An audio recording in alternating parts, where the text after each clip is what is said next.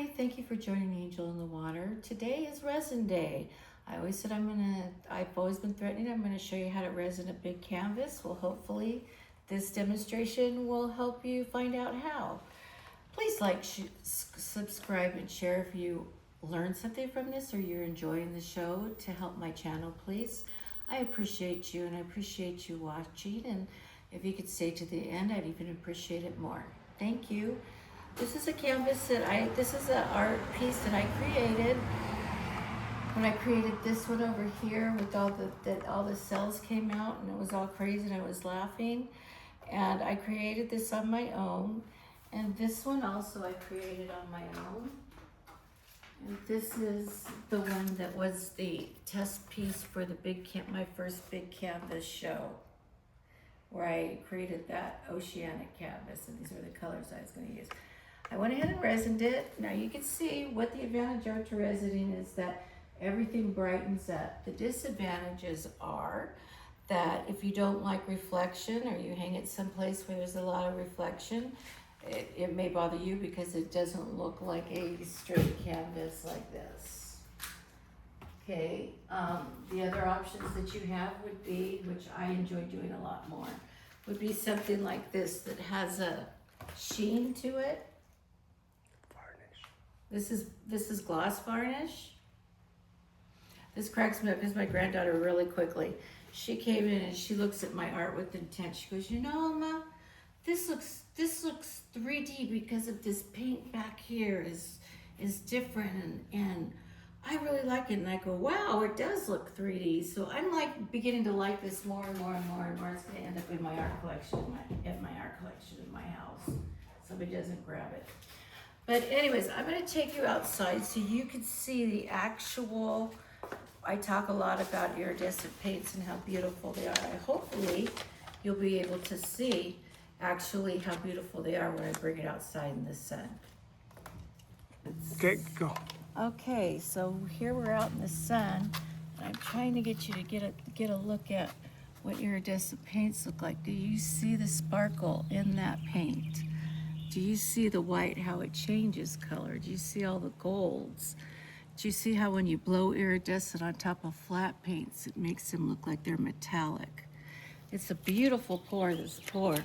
This combination was just beautiful to me. Oh, that really you could see.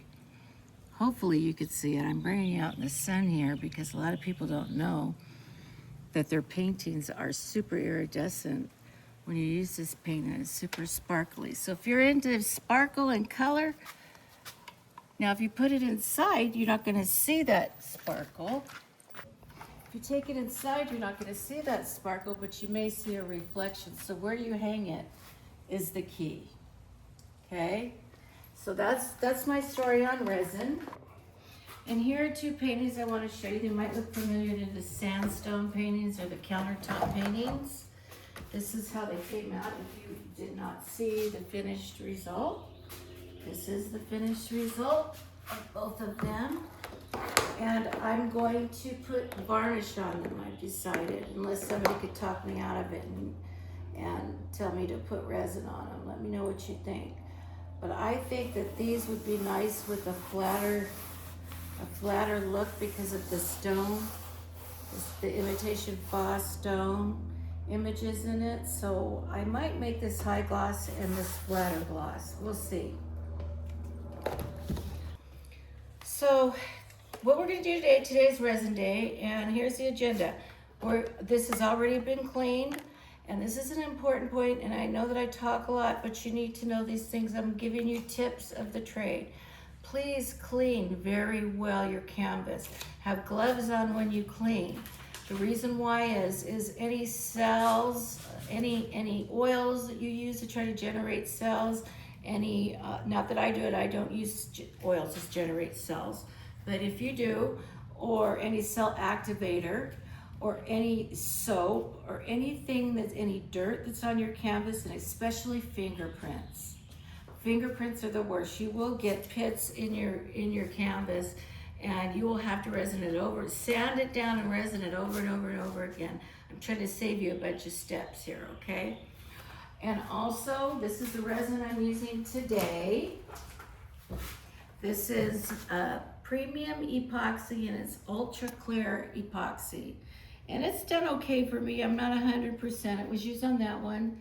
I'm not 100% sold on it, but I'm getting there. And I'm going to put on 3 cups of hardener and 3 cups of resin. And these are a 1-to-1 measure, and they have to be measured perfectly. You can't have more hardener than resin. You can't have more resin than hardener. A lot of people even weigh their cups. I don't go to that extent, but maybe sometimes I should, because I've had some bad resin jobs and some really good ones. You need to be careful when you're using resin. Have eyeglasses on or safety glasses. And if you have an actual face mask, an actual professional face mask, I would recommend it. This resin is, it does not yellow. It has UV protection in it. It has very low odor. It is pretty fast drying, and it says it has less bubbles, but I don't see a difference than the other resin I use. I think all resin has bubbles, and therefore you have to use a torch or a heat gun. I recommend a torch, because I don't think a heat gun is, for some resins, is tough enough. Now I'm gonna get going now, and I'm going to measure, and I knew that I was gonna do 3 cups each, so I put a little dot here so I could see, and a little dot here, and I'm gonna take each cup and I'm gonna pour it into here, and I'm gonna stir it for 4 minutes, 4 or 5, depending on what happens. And another trick is, if your resin seems too thick, wait a minute, I'm pouring, so let me give it. If your resin seems too thick, now see how fast that resin poured? That's resin. And you can't pour it, it's gonna be the same on your canvas. You probably wanna go into your sink, fill it up with hot water, the hottest water you have, and let it sit for about 10 to 15 minutes. And then take it out of your sink, in the bottle, not the resin itself. Take it out of your sink, and then see how much slower this is? This is like molasses. And then you'll be able to pour it better, get a better pour. Okay, and those look almost even. It looks like I have a little bit more, just a dab more of the thickener than I do the actual resin. So I'm gonna fix that.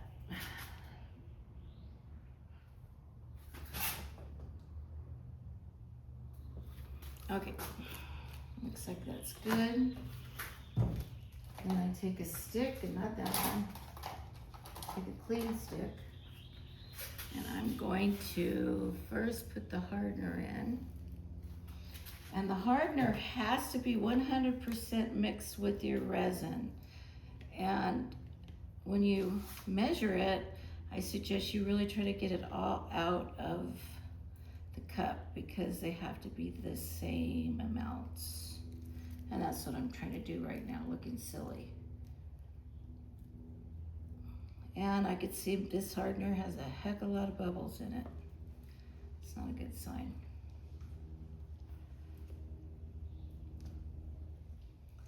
I'm not 100% sold on this, because I did 2 paintings that came out really well.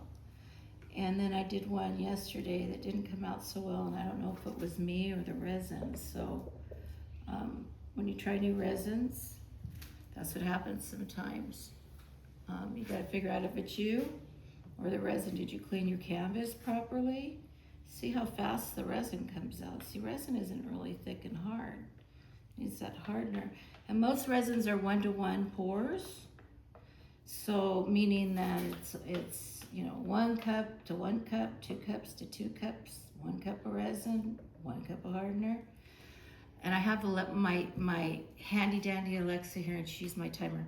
Hey Alexa, set timer for 5 minutes.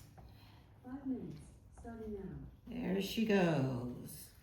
And the more that you stir resin, like if you go in an 8, I'm gonna put this on here since it's gonna be on here anyways. If you go in an 8 motion, and then you go in an 8 motion, and you go in an 8 motion, you're probably going to get less bubbles. Make sure that you scrape your sides in your stick, because this right now is pretty cloudy. You can see swirls of the hard resin. I don't think you can see it with the red cup, with the red bowl. but I could see swirls of hard resin in here, and it's gotta be clear before you could pour. I mean, really clear. So, you know, to get your bottoms and your sides, you could always tilt it this way and stir. You could always go around like this. You could tilt it this way and stir. Go in an 8 if you want to, or you could just cheat like me and just stir it slowly. And that's what I try to do. I try to just go back and forth really slowly like this. And then I go around a couple times, and then again I scrape and I scrape. And I do this 4. This resin says to stir it for 3 minutes. I stir it for 5 because I have actually 8 cups altogether of resin and hardener together. So I want to make sure I really get my resin clear and clean. You know, one time when I first started resining, I was really hasty and did a really dumb thing. I did not follow the directions on art resin. A lot of people use art resin. They like it for a number of reasons. And I like it too, but resin's very expensive, so I try to find the medium cost resin instead of getting the most expensive cost. But anyways, what I did is like this, where I could see the streaks in it still. I poured it on my painting, and I ended up with sticky little circles that just were all over the painting that never dried. I mean, I had it up for a year. I thought, it might dry. It never dried. That's why it's so important to scrape your stir, scrape the sides, get the bottom, and make sure your resin is clear. I'm gonna put this down now, it's easier for me. And it's getting clearer, you can see it's getting clearer, but I still see streaks. And sometimes I use a light. When I can't see, I'll shine a flashlight in it. And I think I'm gonna have to do that right now because I can't see where we're at with the resin if I miss something. Oh, there we go. Thank you. Thank you. And yes, as you can see, it's still very cloudy. Let me show you. That'll show you.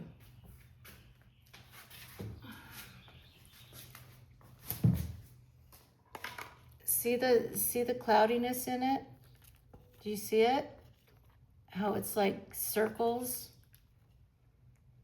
I hope this comes out on tape because sometimes it doesn't, but we'll see. That's what you do not want. You want it completely clear. And I thought it was almost clear. That's why I do that.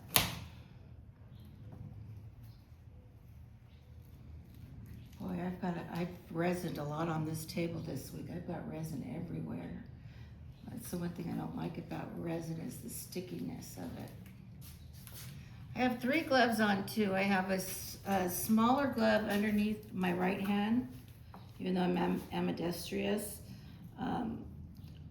because what I'm going to do is I'm going to use one hand to torch, and I'm going to use the other hand if I need to get in there and make a change to my resin. I always use my hands when I resin. I don't use any tool or any implement to smooth the resin on top of my paintings because I like to feel how thick my resin is, and I like to know how well it's doing. You're gonna see me bending down and going like this. I gotta see if I covered my table right, if I covered my canvas right, and if there are any bubbles, because bubbles, when you pour your resin, you didn't know I had this much talk about resin, huh?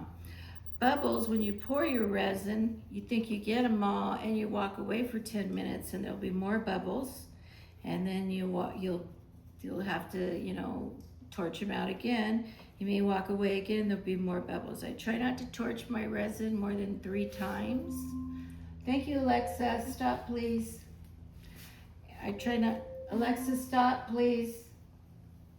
I try not to do it more than 4 times because then it gets like a wavy, watery look. Because it starts setting after 4 times for me. I wait about 10 minutes every time I do it.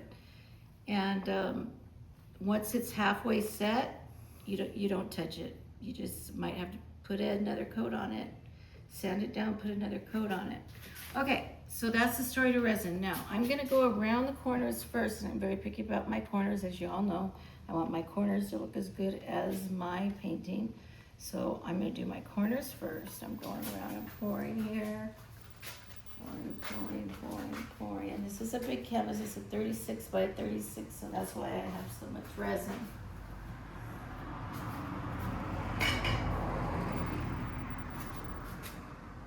Now, is there bubbles? I wonder if I need to, okay, I'm gonna put my stuff in my butane. Last time I did this, it went crazy, but this is how mine works. I gotta do it sideways, and I have to shake the thing or the torch goes a little crazy. I test it. It feels a little cold. Turn on and test it.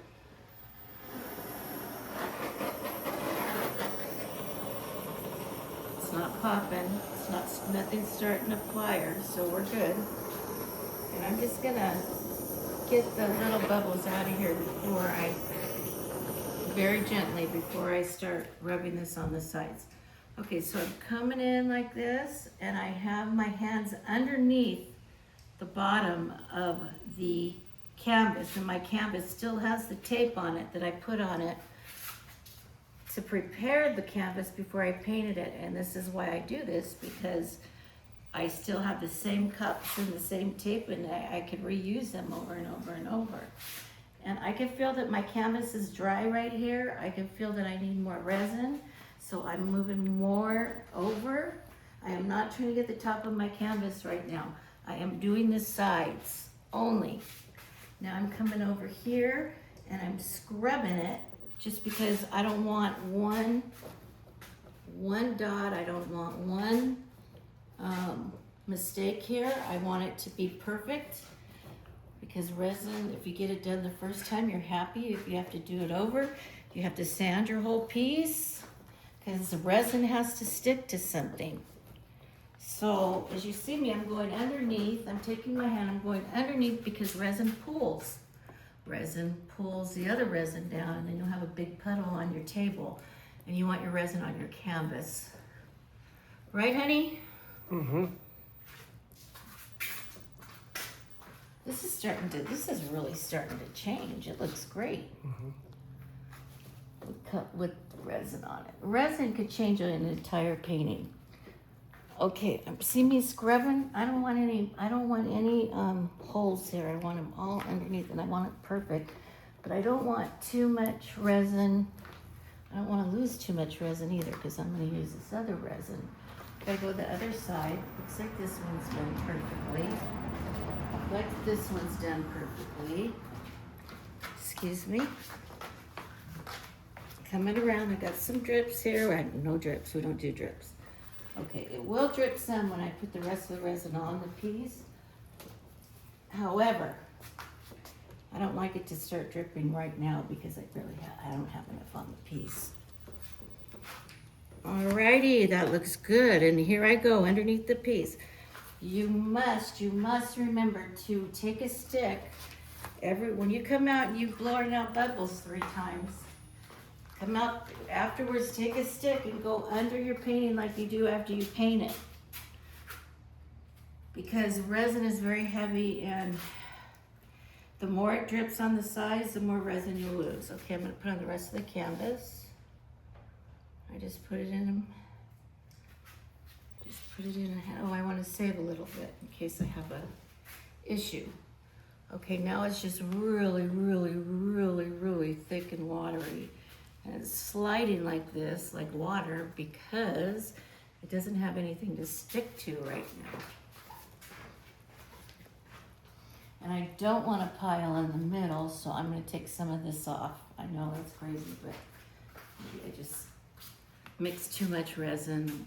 I'd rather have more than less.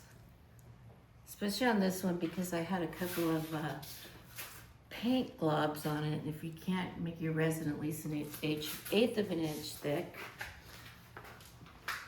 you'll see the error in the painting, and I'm trying to fix that. Resin covers a multitude of sins, believe me. Oh, that's a lot in the middle. I'm trying to see. Okay, now I'm getting down. I'm trying to see if I'm good.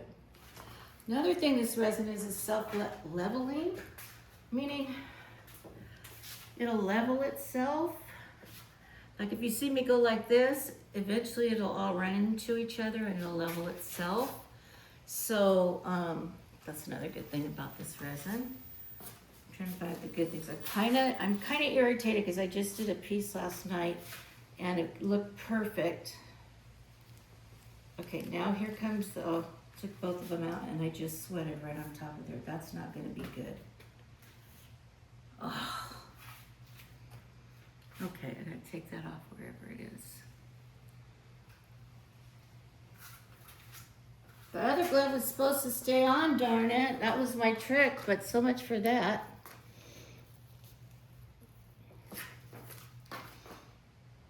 Okay, so now you have resin, there you go, resin on a big canvas. Now, do you see the bubbles? Robert, can you hone into the bubbles? I got it.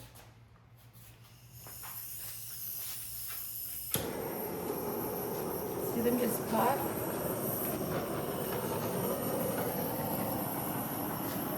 They're really tiny ones too that creep up on you after you do this. I see all the tiny ones right now.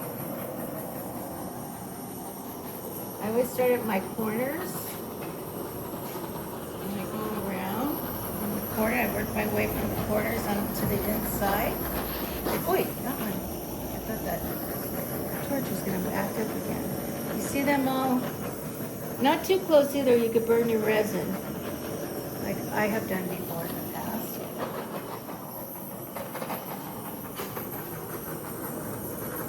This I will speed up on camera.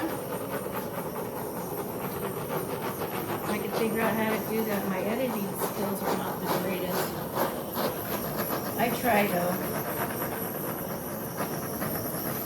It's funny that they're not because I know computers. I worked on computers for 40 years. I was like a Doge person. I worked in data and made sure it was clean in banking and in healthcare. That was my career for 20-something years. And I used to design relational databases. And I used to be a data modeler, so I worked with data and computers all my life. Okay, now I'm going to bend down here. I'm going to look. Are there bubbles? I don't see any. Are there bubbles? I don't see any. But I'm going to come all the way over to the end of my table, which you can't see me, and I see some problems. I don't even have to bend down to see them.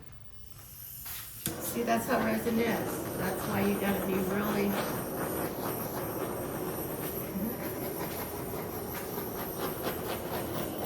Right here?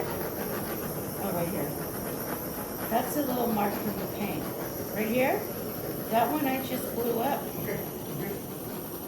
Oh, okay, I got little ones going here.